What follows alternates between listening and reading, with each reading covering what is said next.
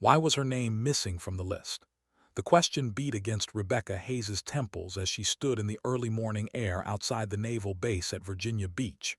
The salt wind stung her lungs and carried the distant cry of gulls.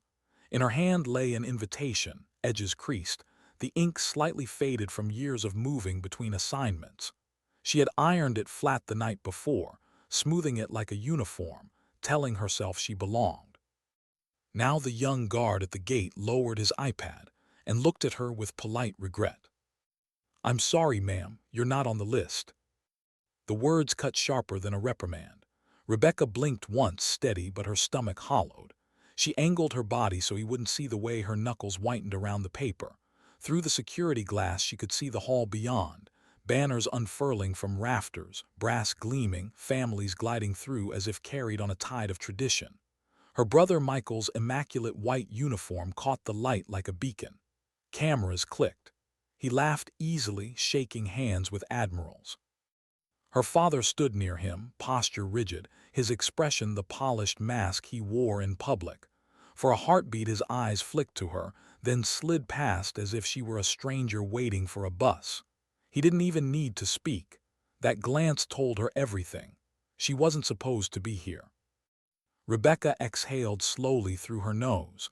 The paper invitation trembled, but her voice stayed level. "Could you check again?" The guard turned the screen toward her. Blank. Rebecca Hayes absent. It wasn't a glitch. It was deliberate. She forced herself to nod, thanked him softly, and stepped aside, feeling the heat of humiliation spread under her collar. She had known they didn't want her in their story. She hadn't expected them to make it so literal. She walked back across the parking lot, heels striking pavement in steady, deliberate beats. Each step felt like a small act of defiance, as if by walking upright she could push back the years of being bent. Cars gleamed under the morning sun. The air smelled of jet fuel and wet asphalt. Somewhere out on the water a brass band was rehearsing. The faint rhythm floated across the base, drumming up memories she hadn't asked for: childhood parades, her father's hand heavy on Michael's shoulder, her own smaller shadow falling behind them. At the trunk of her car she paused. The metal was cool under her fingertips. She opened it, revealing what she had kept hidden until now. Her dress whites lay folded with precision, the silver stars wrapped carefully in cloth. She had packed them the night before in silence, a ritual she performed alone. Now, in the bright morning, the fabric looked impossibly white against the gray felt of the trunk. She reached out and rested her hand on the crisp sleeve, letting the weight of 15 years press through her palm. No one in that hall knew. Not her father, not her brother, no one. What they had erased from the guest list was nothing compared to what they were about to see written on her shoulders. Her mind slipped, unbidden, to the house she had grown up in, the living room wall lined with photographs. Michael at the Naval Academy, Michael at football, Michael on the deck of a ship during summer training. Her father's proud hand always on his son's shoulder, her mother radiant beside them. And then Rebecca, cropped at the edge, smile fixed as though her very presence were an afterthought. She remembered a cookout where her father had laughed to guests. "Rebecca's smart, but Michael, he's the real warrior." She had stood close enough to hear, forcing herself to swallow back tears, smiling like it didn't matter. It had mattered. It still did. Strength wasn't always measured by muscles or a booming voice. She had known that even as a girl, nose buried in books, solving puzzles, sketching maps of forgotten battles. She had learned to find patterns, to slip between the seams of noise and see what others missed. But in her house, that didn't count for much. When Michael's acceptance letter arrived from the Naval Academy, the house had erupted, flags, barbecue smoke, neighbors toasting his bright future. That same week she had placed first in a national cryptography competition, beating college cadets and seasoned analysts. Her father's only comment: "That's nice, Rebecca, but it's not a commission." Those moments had piled up like stones, building a wall she could never climb. She climbed anyway. Not into the parades and salutes her father loved, but into naval intelligence, a place of silence and dimly lit rooms, of eyes trained on screens instead of crowds. Her battlefield was invisible but no less dangerous. She remembered Operation Iron Shield, The night she stayed awake 36 straight hours unraveling a cyber attack aimed at crippling a carrier strike group. If she had failed, 5,000 sailors could have been left drifting blind in hostile waters. She succeeded. The carrier sailed on. No one ever knew. Then Silent Echo, a SEAL team trapped behind enemy lines, comms jammed, time running out. She rerouted a satellite from another theater of war, buying them the coverage they needed to escape. They made it back alive, but no one asked how. Their survival was chalked up to luck. And Midnight Falcon, a freighter disguised in the Pacific carrying radioactive cargo that could have sparked an international disaster. With MI6 and the Australian Navy, she had coordinated the intercept, neutralized the threat, and kept it out of the headlines. When dawn broke over the ocean, the world never even knew how close it had come to chaos. The medals that followed were locked in drawers. Commendations arrived in sealed envelopes. Her proudest possession wasn't the ones with ribbons or signatures, but a single handwritten note from a SEAL she had never met. "We're alive because of you." A man never forgets that. She kept it tucked away in a drawer, proof her work mattered even when no one said it aloud. Pride lived in her, yes, but it was accompanied by a profound loneliness. Because while she carried those victories, she could never share them with the people who should have mattered most. Her father, her mother, her brother. None of them ever knew. To them, she was just the daughter who pushed papers behind a desk. That was the cruelest twist of all. The very ceremonies they celebrated, the legacies they boasted about, were only possible because of the unseen work she did in the shadows. She lifted her eyes from the uniform in the trunk and looked back toward the hall. Through the glass she could see Michael shaking hands, cameras flashing. The applause that rippled through the crowd for him felt like a deliberate reminder of her absence. For a moment the old ache rose in her chest, that familiar weight she had carried since childhood. The invisible daughter, the one who never fit the family script. But standing at her car, the sting of humiliation still fresh in her veins, she knew she wouldn't turn away this time. She closed the trunk, the sound ringing out like a small gunshot in the morning air. The echo settled something inside her. This time, the truth would walk into the room whether they welcomed it or not. Rebecca straightened her spine and inhaled. The salt wind filled her lungs. She slid a hand into her coat pocket, fingers brushing against the folded letter from that SEAL. The ink was smudged, but the words still carried weight. She whispered to herself, barely audible over the gulls and the distant brass band, "The truth doesn't need me to shout. It will speak for itself." She let her hand rest over the uniform once more. The stars pinned to her shoulders would not be a boast but a record. 15 years of silence, sacrifice, and victories they could never comprehend. And today they would. What made her brother's voice tremble like that? Rebecca had stepped into the corridor to steady herself, but the air out here was cooler, quieter, and carried voices from around the corner. She froze when she heard Michael. His tone, usually crisp and bright, was low, urgent. "If Rebecca shows up," he whispered to a fellow officer, "she'll take everything from me. She always has, even when no one noticed. I can't let that happen." The words hung in the hallway like smoke. His friend gave a tight, uneasy laugh, offering no reply. Rebecca leaned slightly forward, heartbeat steady but loud in her ears. In that moment the story she had carried for years rearranged itself. It wasn't only her father who had tried to erase her. Michael had been complicit too. Fear had bound them both, fear that if she stepped into the light, their legacy would be eclipsed without her speaking a word. She closed her eyes and slid her hand into the pocket of her coat. Her fingers found the folded letter again, edges soft from years of being handled. She could see the words even without opening it, "We're alive because of you." A man never forgets that. Her grip tightened. For 15 years she had been silent. For 15 years she had let them decide what was visible. But silence, she realized, was not the same as invisibility. She whispered to herself, barely audible, "The truth doesn't need me to shout. It will speak for itself." She turned, the polished wood floor echoing softly under her shoes as she walked back toward the parking lot. The wind off the Virginia Beach shoreline whipped through the rows of cars, carrying the salt of the ocean and the faint echo of distant gulls. She opened her car door and slid inside. The noise of the ceremony dulled behind layers of steel and glass. On the seat beside her lay the garment bag she had carried with her, untouched until now. Rebecca rested her palms on the steering wheel and inhaled. The car smelled faintly of leather and sea air. Her own reflection stared back at her from the rearview mirror, plain clothes, hair pinned back, eyes a shade darker than usual. She thought of the years spent in windowless rooms, staring at screens full of maps and code, holding the lives of sailors she'd never meet in her hands. She thought of the letters she'd never received, the calls that never came, the small silences at family dinners. She thought of Michael's whisper, "She'll take everything from me." And a question rose inside her like a tide. What had she ever taken except responsibility? She reached for the garment bag and unzipped it. The sound was small but decisive, like a zipper on a parachute pack before a jump. Inside lay the pristine white of her dress uniform. Every crease sharp, every line exact, the product of years of discipline no one in her family had ever acknowledged. She lifted the jacket out slowly, the fabric cool and heavy.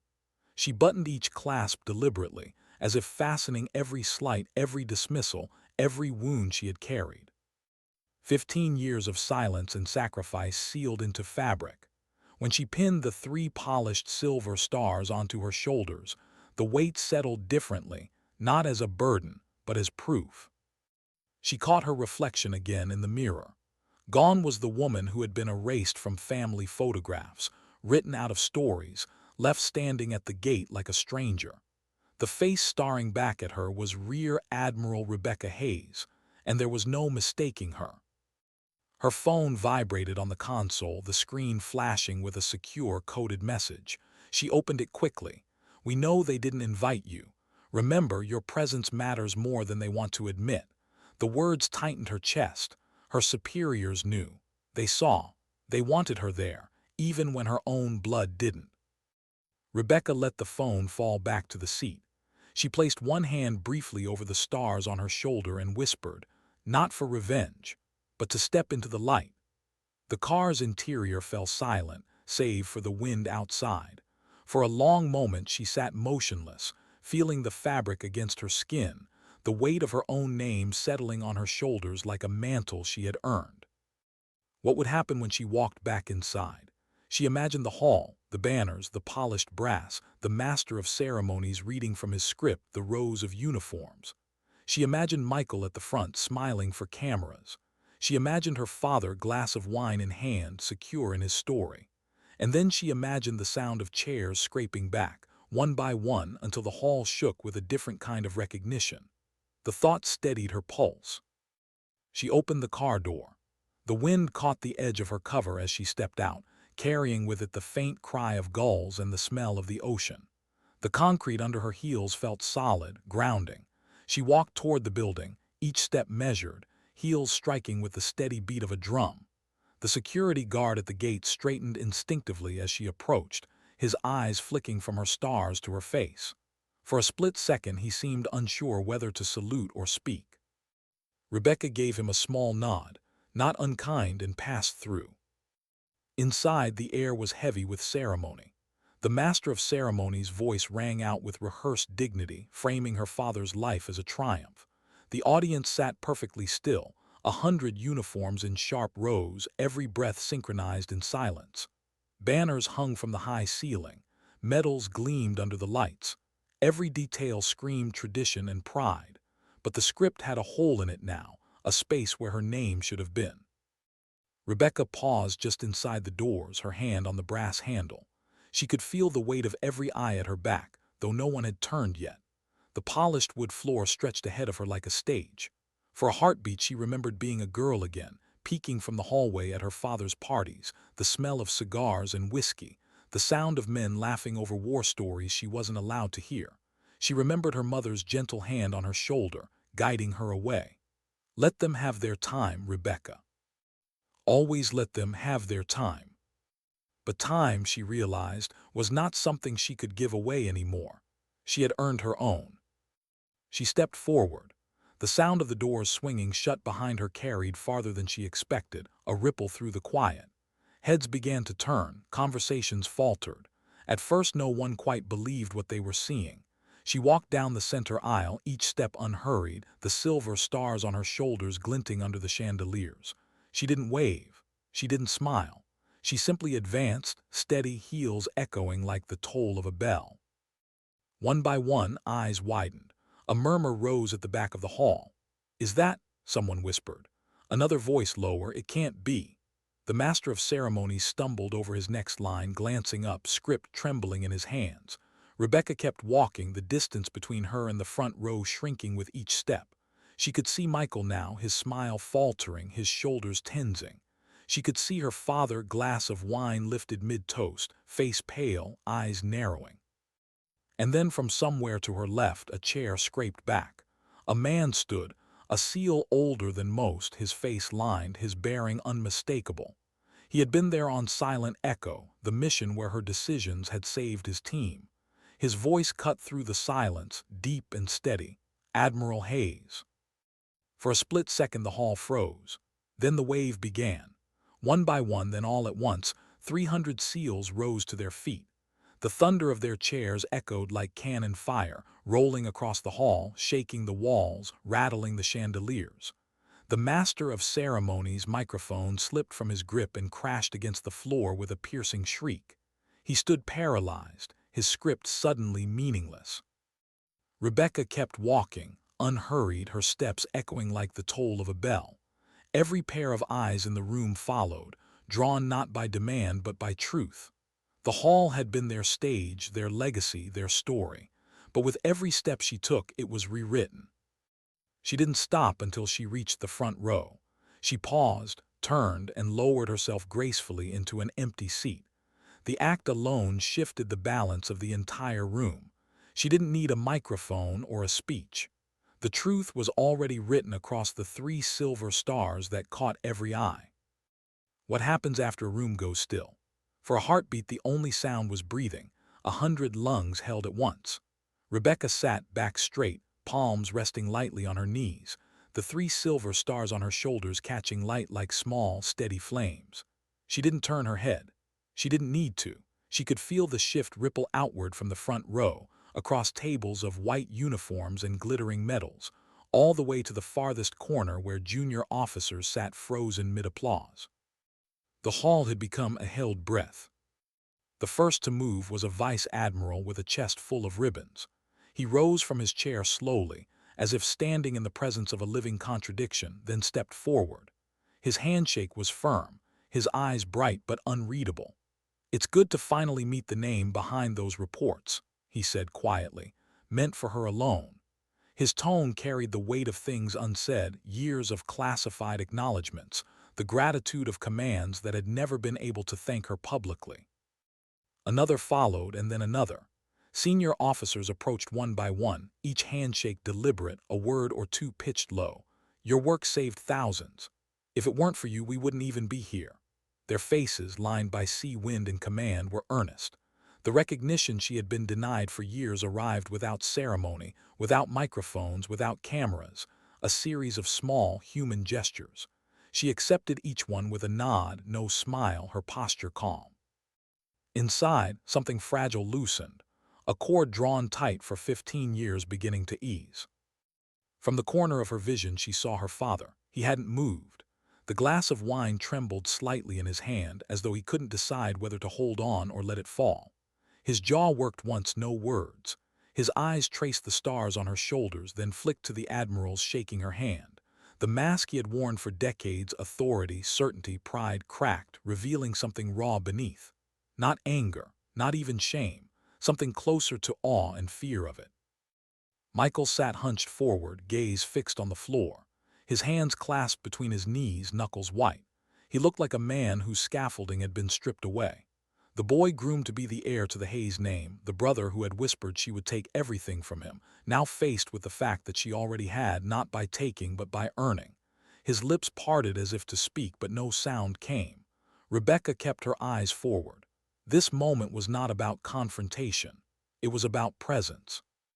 The master of ceremonies hovered near the podium, script still in his hand, eyes darting between the siblings, between the father and the daughter. His microphone lay on the floor where it had fallen, a faint feedback hum whispering into the silence. Tradition had deserted him. His role in the story had become irrelevant. The hall no longer needed a narrator. Rebecca folded her cover neatly into her lap, the gesture small, almost tender. She could hear the faint rustle of uniforms as more officers shifted in their seats. The chandeliers above flickered with the motion of the air conditioning, casting moving light across the room. She thought of the long nights spent alone in operations centers, the smell of stale coffee, the glow of screens on tired faces. She thought of the SEAL's letter, now tucked inside her coat pocket, its ink smudged from her thumb. "We're alive because of you. A man never forgets that."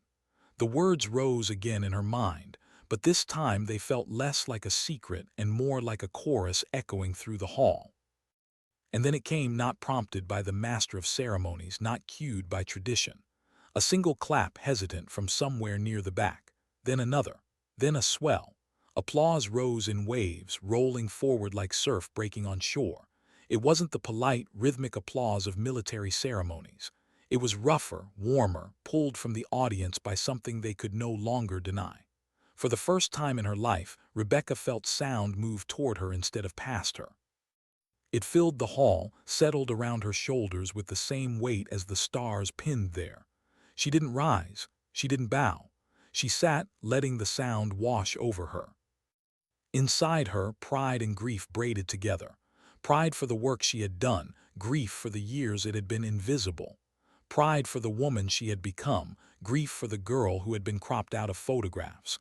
The applause didn't erase that. Nothing could. But it marked a shift, the first time the story couldn't move on without her at its center. As the ceremony dissolved and guests drifted toward the exits, murmurs trailed behind her, eyes still fixed where she sat. Some faces glowed with admiration, some with curiosity, a few with unease. Recognition carries its own kind of weight. Rebecca rose slowly, smoothing the front of her uniform, and turned to leave. The SEAL who had first stood for her caught her eye and gave a small, respectful nod. She returned it. No words. Michael approached first. His voice was unsteady, almost breaking. "How long have you been hiding this?" Rebecca met his gaze, steady and unflinching. 15 years. The number hung in the air, heavy enough to knock the breath from him. He staggered back a half step, exhaling like a man finally crushed under a truth he had avoided. His eyes flicked to her stars, then to the floor. She could see the boy he had been, the boy her father had raised to believe there was only one heir to the name. She felt a flicker of compassion, not forgiveness yet, but understanding. Fear had shaped him too. Then her father came. He said nothing. His eyes lingered on the stars at her shoulders, tracing every seam of the uniform he had once deemed impossible for her. His hand twitched around the glass he still held, but he didn't speak a single word. Instead, after a long, taut pause, he gave one slow, deliberate nod. It wasn't an apology. It didn't erase decades of dismissal, but it was acknowledgement, real, undeniable acknowledgement. For the first time in her life, in that silence, his nod confessed more than any words ever could. He had been wrong. Rebecca inhaled, the scent of brass polish and salt air mingling. She didn't reach for him. She didn't turn away either. She simply let the moment stand, fragile, imperfect, true. A small moral surfaced inside her like a buoy breaking water. Sometimes dignity doesn't shout. It simply stands until the room shifts around it. Later, walking out into the parking lot, she felt the wind catch her hair and the edges of her cover. The sun had slipped lower, the light softer, casting long shadows across the tarmac. She loosened her collar slightly and exhaled. The hall's applause still echoed faintly in her ears, but beneath it ran another sound, her own pulse, steady and sure. She realized she was no longer walking away from something. She was walking into her own story. How does a house change without changing at all? 6 months later, Rebecca Hayes drove slowly down the familiar Norfolk street, headlights sweeping across the same mailbox, the same flag outside her parents' window, weathered from years of wind and sun. The house looked exactly as it always had. White siding, brick steps, a porch light glowing like a steady watch. Yet even before she parked, she felt it, a difference not visible but weighty, like a tide pulling under calm water. She sat in the car for a moment, engine ticking as it cooled. Through the windshield she could see shadows moving in the kitchen, the familiar silhouette of her mother lifting a pot from the stove. The smell of roast drifted faintly on the damp winter air, carrying memories she had tried to bury. Dinners at this same table where conversation orbited Michael's triumphs, while her own victories stayed locked behind classified walls. For years she had walked through that door as a visitor to her own family. Tonight she wasn't sure what she was. She opened the door and stepped out. The cold bit through her coat. Her heels crunched on the frozen driveway. In the distance, gulls cried above the dark water, their wings glinting white under the streetlights. She inhaled deeply, tasting salt and winter, and whispered to herself, "Not a stranger, not anymore." Inside, the living room smelled of pine cleaner and roast, a scent so familiar it startled her. The furniture hadn't moved. The photographs still lined the walls. She braced herself for the same old gallery, Michael in his academy blazer, Michael on the deck of a ship, her father's proud hand on his son's shoulder. But when her eyes settled on the glass cabinet beside the staircase, she stopped. Behind the glass, upright and perfectly centered, hung one of her medals. Its ribbon of red and blue was perfectly straight, catching the lamplight with quiet pride. No plaque, no fanfare, just presence. For a moment she couldn't breathe. The medal was one of the few she had ever let out of her possession. She had sent it months ago, unsigned, without a note, after the ceremony at the hall. She had done it without expectation, as a test. Seeing it here now felt like a door cracked open. Her mother appeared in the doorway, wiping her hands on a dish towel. Rebecca. The name came out softer than she remembered, less like an announcement, more like a welcome. Lines of worry framed her mother's eyes, but her smile was real. She stepped forward and, for the first time in years, hugged her daughter without hesitation. Rebecca stiffened for a heartbeat, then let herself lean in, feeling the warmth, the scent of rosemary and flower. When they separated, her mother's gaze went to the stars still pinned on Rebecca's shoulders. "I should have asked before," she murmured. "All those years I should have asked." There was no defense in her tone, just regret. Rebecca didn't answer. She wasn't ready yet. She followed her mother into the dining room. The table was set neatly, no extra flags, no toasts waiting, just plates and silverware. Her father sat at the head, posture still straight but hands folded loosely on the table instead of clasping a glass. Michael sat to his right, quieter than she had ever seen him, his fork still, his eyes softer. The clatter and chatter that had once filled this room were absent. In their place was a tentative hush. Her father cleared his throat. "You're here," not a question. A statement, but stripped of authority, almost careful. "Dinner's ready." Rebecca took her seat. The chair felt different under her, even though it was the same. Her mother served roast, vegetables, poured water. The scrape of utensils was loud in the stillness. Finally, her father leaned forward, his voice stripped of formality. "Tell me about your work." The words were simple, but the tone was new, genuine curiosity instead of polite dismissal. "How do you lead intelligence teams across continents? What's it like, moving between operations we'll never hear about?" Rebecca studied his face. The lines were deeper now, the uniform retired, but the eyes were the same she had known since childhood, only softer. She told him a little, the parts she could say aloud. She spoke of long nights, of decisions made in silence, of the invisible threads that hold sailors safe. She left out locations, names, dates. Even so, her father listened intently, nodding slowly, occasionally asking a question not to challenge but to understand. Her mother listened too, smiling faintly, hands folded in her lap. Michael stayed quiet, eyes down, but every so often he looked at her with something like respect. Halfway through the meal, Rebecca realized she was breathing easier. The room no longer felt like a tribunal. It felt like a room where people were learning to see one another. It wasn't absolution. It wasn't an apology, but it was a start. After dinner, her mother brought out coffee. Her father didn't stand to make a toast. He simply sat back, cradling his mug, eyes on his daughter.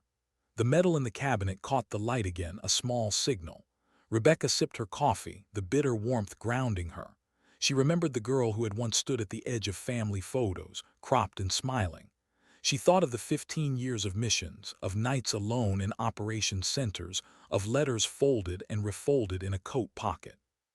She thought of the hall of SEALs rising to their feet, the sound echoing like a tide-breaking stone. All of it lived inside her now, not as proof, but as shape. Later, when the dishes were cleared and the house fell quiet, she rose to leave. Her father stood too, as if to walk her to the door. He didn't offer an apology, he didn't reach out, but as she stepped into the hallway, he said her name softly. "Rebecca," she turned. His eyes flicked once more to the stars on her shoulders, then back to her face. "I'm glad you came." 3 words, rough-edged, but they carried more weight than any of the speeches he had given at his ceremony. She nodded once and stepped outside. The night air was cold but clean.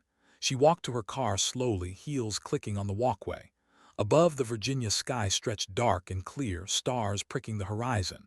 She opened the car door and caught her reflection in the rearview mirror. No shadow lingered there anymore. What she saw was whole, steady, undeniable.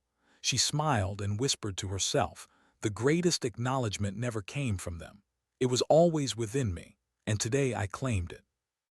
She started the engine. As she pulled away, the porch light glowed behind her. The flag outside the window stirred in the winter wind. The metal in the cabinet would catch morning sun tomorrow.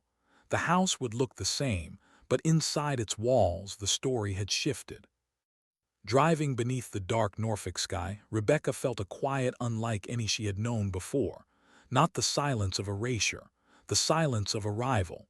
The moral rose again, not as words but as certainty. Dignity doesn't speak. It simply acts. And when it acts, even the longest shadows dissolve. Why did the secure phone ring at midnight?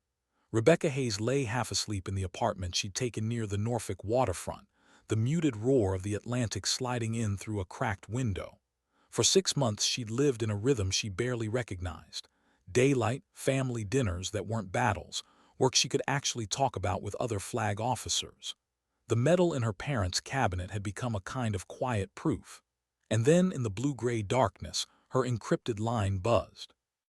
She swung her legs over the side of the bed, heart already shifting into its old, alert cadence. The display showed a string of numbers only a handful of people ever saw. She swiped to answer. "Admiral Hayes," a voice said, low, clipped. "This is OPSCENT. We have a developing situation."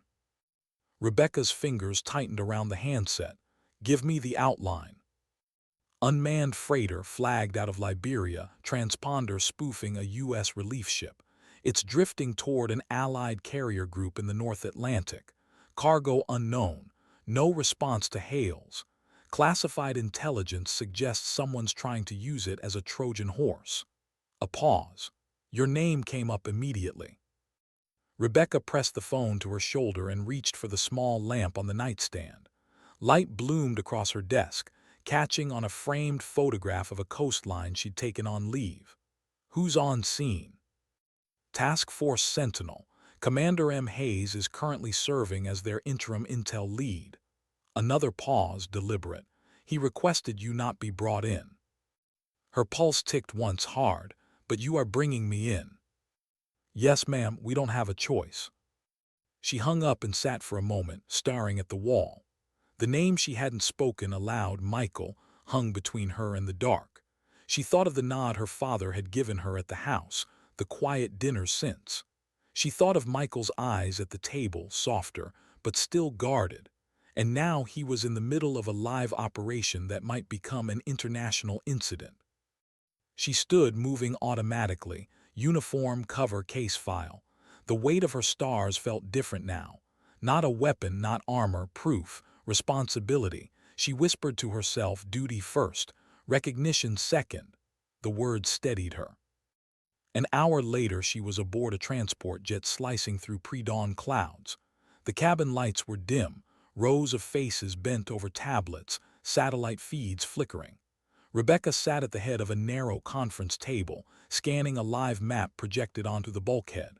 The freighter appeared as a pulsing red icon, closing the distance to a cluster of blue symbols, the carrier group.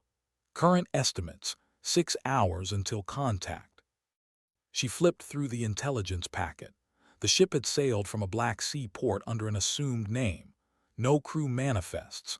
Cargo declared as grain, but thermal scans showed dense metal mass mid-hold, inconsistent with any agricultural shipment. Communications silent except for an automated beacon broadcasting falsified relief codes. Every line of data whispered a single word: trap. Her operations officer, a wiry commander with dark-ringed eyes, leaned in. "Ma'am, Task Force Sentinels already scrambled a boarding team. Your brother's running point on the analysis. He's reluctant to take guidance." Rebecca didn't look up. Reluctance doesn't matter, accuracy does. The commander hesitated, understood. The jet's engines droned. Outside, the Atlantic churned black under a pewter sky. Rebecca closed her eyes for a moment and pictured Michael at another table, somewhere on a destroyer in the cold North Atlantic, staring at the same map, feeling the same countdown. She tried to remember the boy who had once run across their backyard with a toy plane, the boy her father had pointed to and called the real warrior. Fear had shaped him too.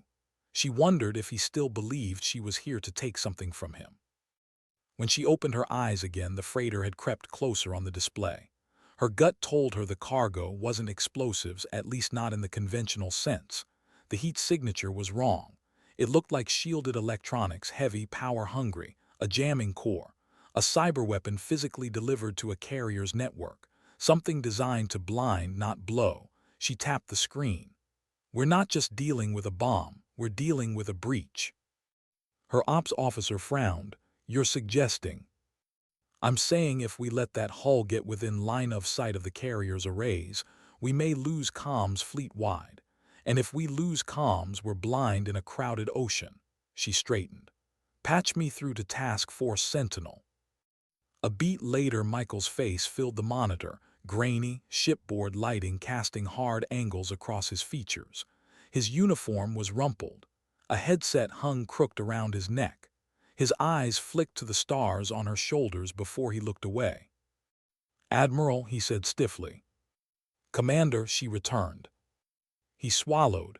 "I wasn't informed you were coming on this." "You didn't want me brought in," she said evenly, "but I'm here." For a heartbeat they just looked at each other, the sound of engines and static filling the gap. Then Rebecca leaned forward. "Michael, listen carefully. That freighter isn't carrying grain, and it isn't carrying a conventional warhead. It's carrying an electromagnetic core designed to burn your network and blind the group. If you board it without isolating your comms, you're handing them the keys." He blinked. "That's conjecture." "That's 15 years of experience," she said, sharper than she meant. She forced her voice down. "I'm not here to take anything from you. I'm here to keep your sailors alive." Silence. The ship's background noise hissed. Finally he said, "Then tell me what to do." Rebecca exhaled. "Pull your boarding team back to the perimeter. Cut all live uplinks except one hardened channel. I'll reroute a satellite to give you a direct beamline. We'll scan the core from standoff and decide whether to neutralize remotely or tow it dead." He hesitated. "That'll mean credit goes to—" She cut him off softly. "Credit isn't why we're here." His eyes lifted to hers, something unreadable moving in them. He nodded once. Understood. The connection dropped. Rebecca turned to her ops officer. "Make it happen."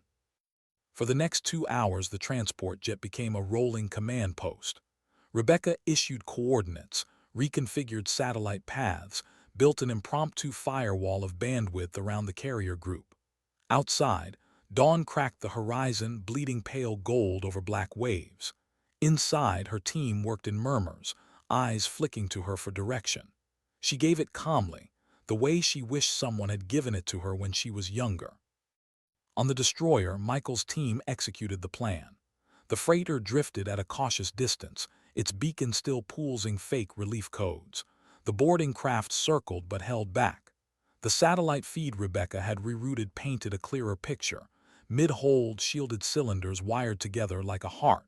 No warhead, No crew, just a device waiting to inhale the carrier's communications and exhale chaos. Rebecca stared at the image, jaw tight. Whoever had built this knew how to weaponize invisibility, the very thing she had lived for years. She felt a flicker of grim respect. Then she felt something else, resolve. This was no longer just an operation. It was a mirror.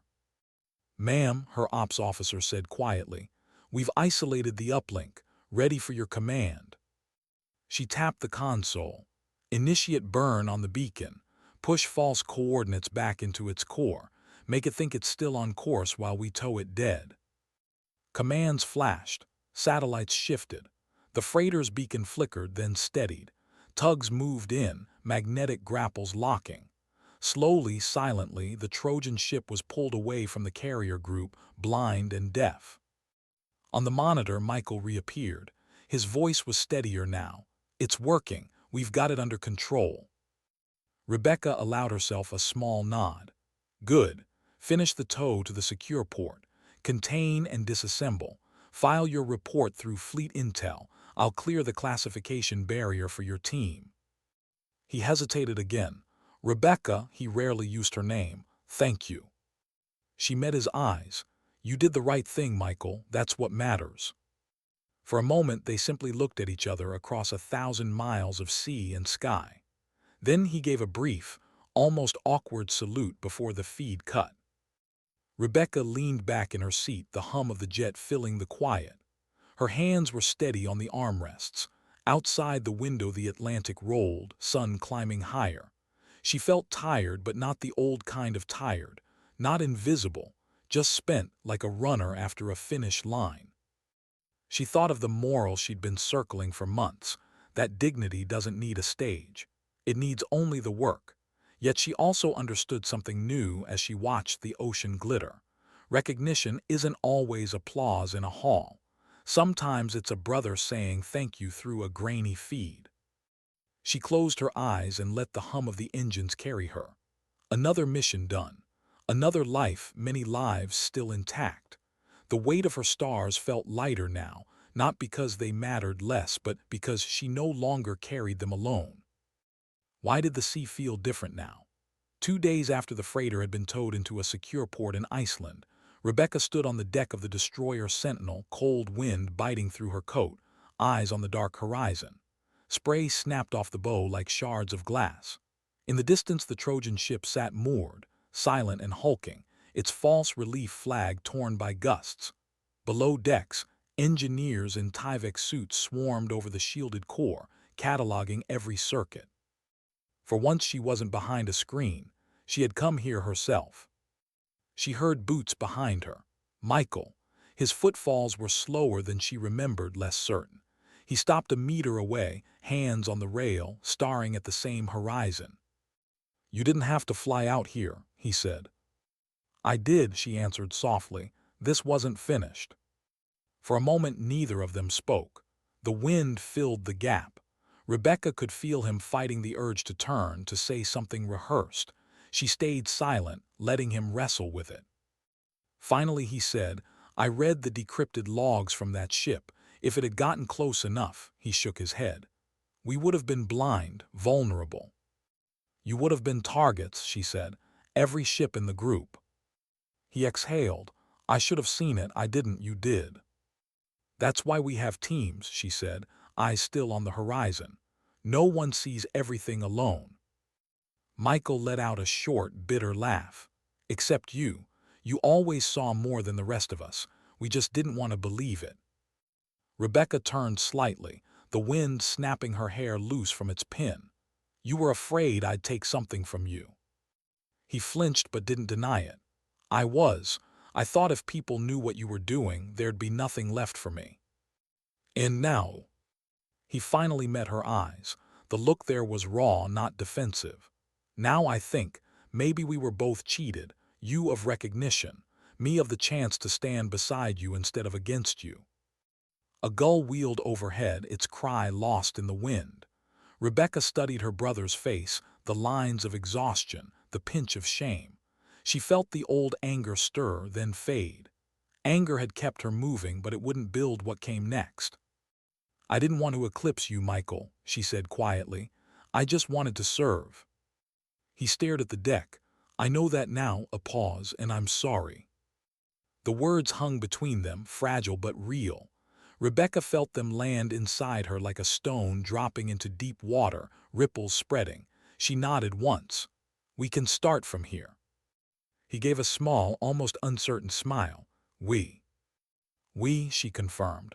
"But it means you'll have to see the work for what it is. No parades, no speeches, just the work." Michael looked back out at the Trojan ship. "After this, I don't think I'll ever see the work the same way again." Below decks, a klaxon sounded once, an alert for a drill.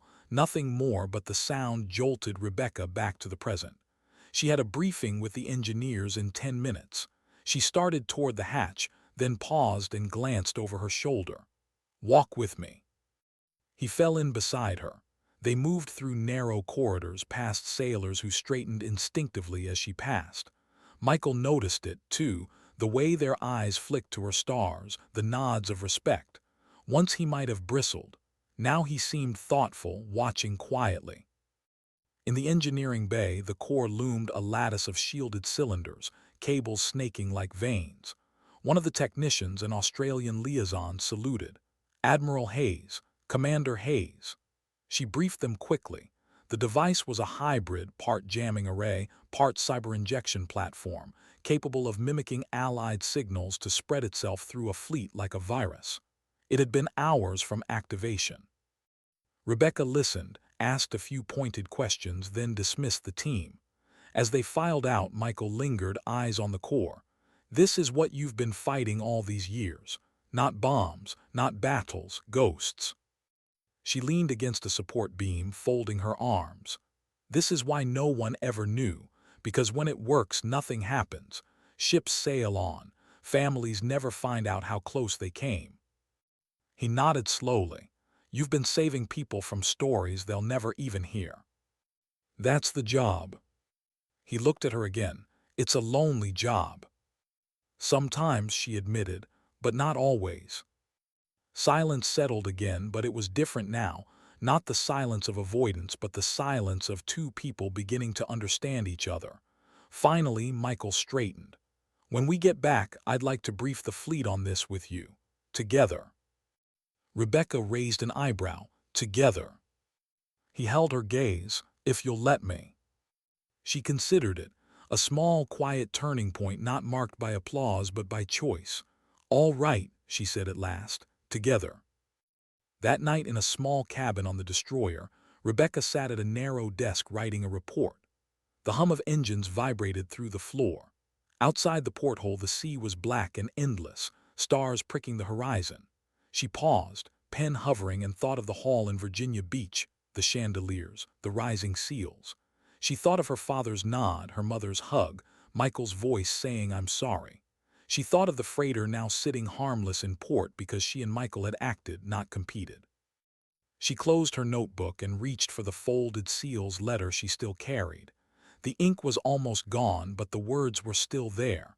"We're alive because of you. A man never forgets that." She smiled faintly. The letter had once been proof that she mattered. Now it felt like a reminder of what she was still meant to do. Rebecca set the letter down and whispered into the quiet cabin, "The truth doesn't need me to shout. It will speak for itself." But she understood something new now. Sometimes the truth also needs you to stand beside someone else while it speaks. She clicked off the light. The engine hum filled the room, steady and low. Outside, dawn was hours away, but she felt no dread for it, only readiness. For the first time, she wasn't bracing against the next operation, the next erasure. She was walking into the future with her eyes open, her brother at her side, and the ocean ahead. Why was the briefing room so quiet? 2 weeks after the Trojan freighter was neutralized, Rebecca stood at the back of a windowless conference chamber in Washington, D.C. The air smelled faintly of coffee and new carpet, but it carried the charged weight of anticipation. At the long mahogany table sat flag officers from both the Navy and the Joint Cyber Command, faces impassive, tablets lined up like shields. At the far end, a single chair waited for her. She had been in rooms like this before, rooms where she was the invisible name behind a classified report, her work presented by someone else. This time, she wasn't the ghost in the file. She was the one called to speak. The door opened. Michael entered, uniform pressed, eyes flicking once to her before settling on the table. He crossed to his seat opposite hers. The two of them side by side, Admiral Hayes and Commander Hayes, was an image no one in that room had expected to see. The senior admiral cleared his throat. "We've read your joint report on the Sentinel incident. We'd like you to walk us through the decisions you made." His voice was neutral, but the subtext was clear. How did you avert an international disaster? Rebecca stepped forward, palms resting lightly on the table edge. The freighter's beacon was transmitting falsified relief codes embedded with a Trojan payload. If it had gotten within line of sight of the carrier group's arrays, it would have injected a self-propagating exploit across the fleet network. We recognized the pattern, isolated the uplink, rerouted satellite coverage, and towed it out of range. Her tone was measured, steady. She gestured to Michael. Commander Hayes led the on-scene isolation and tactical pullback of the boarding team under my direction. Michael picked up seamlessly. Once we realized what we were dealing with, we cut all live uplinks except one hardened channel Admiral Hayes provided. That channel gave us the bandwidth to coordinate without compromise. As they spoke, slides flickered on the screen, images of the freighter, heat maps of the core, satellite traces. Questions came, technical, operational, political. They answered together. When one faltered, the other stepped in. For the first time in their lives, they weren't competing. They were interlocking pieces of the same mechanism. When the last question faded, the senior admiral leaned back. His expression softened. "You prevented a catastrophe," he said. "The carrier group owes its safety to both of you." There was no applause, this wasn't that kind of room, but a deeper acknowledgement passed around the table. A series of nods, murmured thanks, eyes that would remember their faces. Rebecca felt it land inside her like a quiet tide. Not a stage, not a salute, recognition in its natural habitat. After the briefing, as the room emptied, Michael lingered. "You handled that like," he searched for the word, "like you've been doing it forever." "I have," she said simply. He laughed softly, without bitterness this time. "I'm starting to see that." They walked out together into the gray afternoon. Outside, the city buzzed with traffic, oblivious to the quiet moment on the courthouse steps. For a long beat they just stood there, watching people hurry by. Michael shifted his weight. "I've been thinking," he said, "about the house, about Dad." He looked at her. "He's proud of you, you know. He doesn't say it well, but he is." Rebecca studied his face. "Maybe, but it's not the point anymore." "What is the point?" "That I don't need it to do the work, and neither do you." He exhaled, something easing in his shoulders. "Yeah, maybe that's true." They walked a few blocks together, past granite buildings and bare winter trees. Rebecca felt the rhythm of their steps matching, something that would have irritated him once. Now it felt natural. That weekend she drove back to Norfolk. The flag still hung outside her parents' house, a little more frayed at the edges. Her mother opened the door, face lighting when she saw both children standing together on the porch. The smell of roast and rosemary drifted out. Inside, the living room looked subtly different. More of Rebecca's medals had appeared in the cabinet, woven between Michael's photographs instead of separated from them. On the mantel, a framed picture from the Virginia Beach ceremony, 300 seals on their feet, had been placed where guests could see it. The air felt lighter. Dinner was quieter than she remembered, but not tense. Her father asked questions about the freighter incident, real questions, not polite placeholders. Michael answered some of them himself, giving her credit without prompting. Her mother listened, smiling at the two of them like she was trying to memorize the moment. Later, as dishes clinked in the kitchen, her father lingered at the table. He cleared his throat. "I saw the briefing notes from D.C.," he said. "Good work." His eyes flicked to hers. "Both of you." It wasn't an apology, it wasn't a speech, but it was a bridge.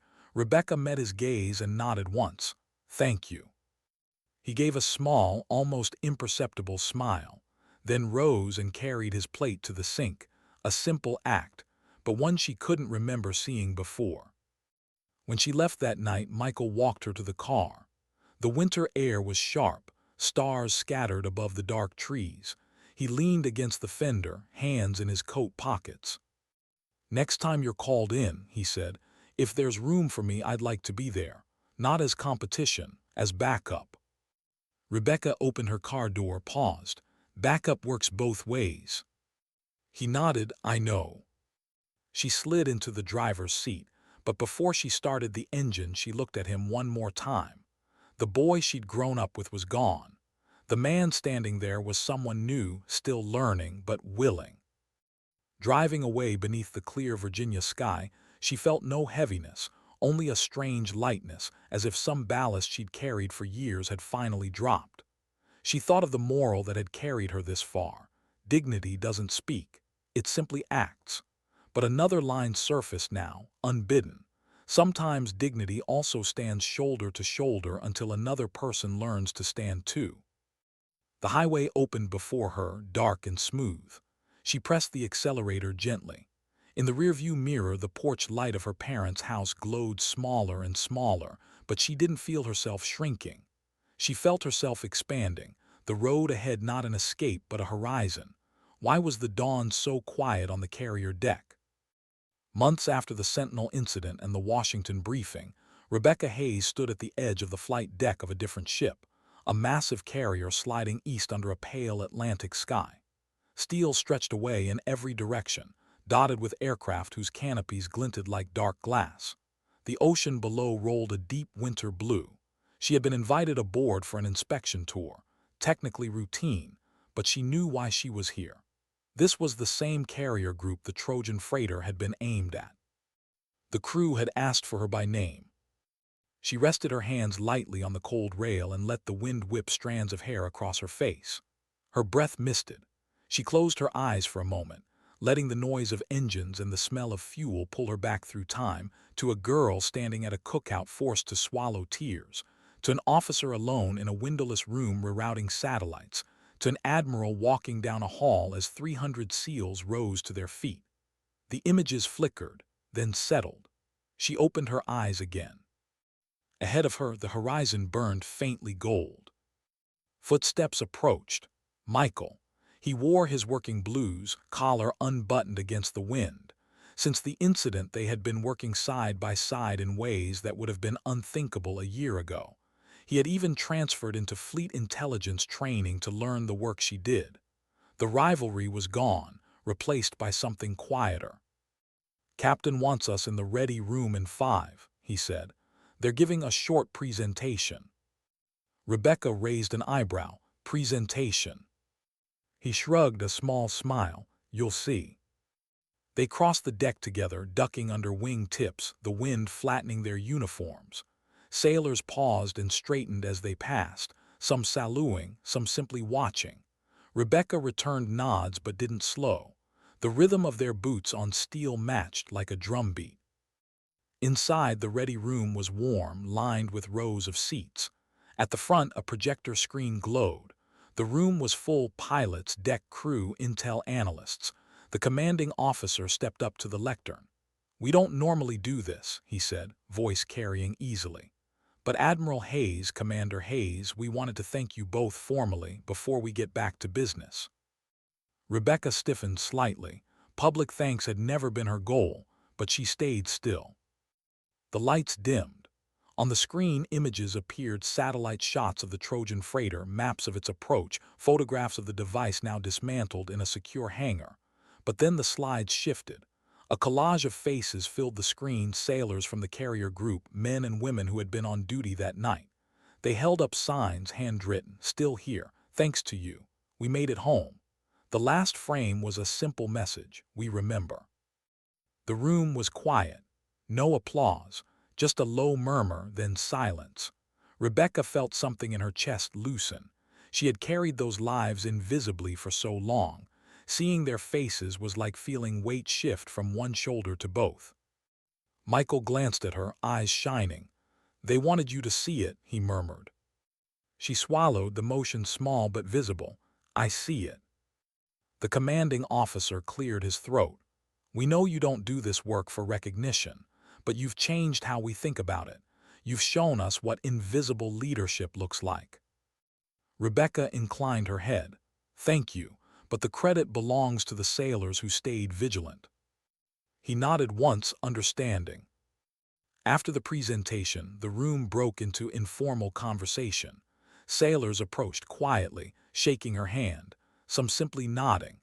One young analyst pressed a folded note into her palm and walked away before she could open it. She slipped it into her pocket without looking, knowing already what it would say. The small, private gestures mattered more than the screen. Later, back on the flight deck, the sky had turned a brighter gold. Aircraft engines idled, the smell of jet fuel thick in the air. Michael stood beside her, hands resting on the rail. "You know," he said, "I used to think recognition was the finish line, that once I had it I'd be done." "And now?" she asked. "Now I think it's just another starting point, a chance to do the work better." She smiled faintly. "You're learning." He chuckled, "From a good teacher." A gust of wind rattled a chain nearby. Rebecca looked out at the horizon. "I'm still learning too," she said softly, "how to stand in the light without losing the quiet." They stayed like that for a long time, watching the ocean slide past. Rebecca thought of her father's nod, her mother's hug, the medal in the cabinet, the sailors' faces on the screen. She thought of the girl she had been and the woman she had become.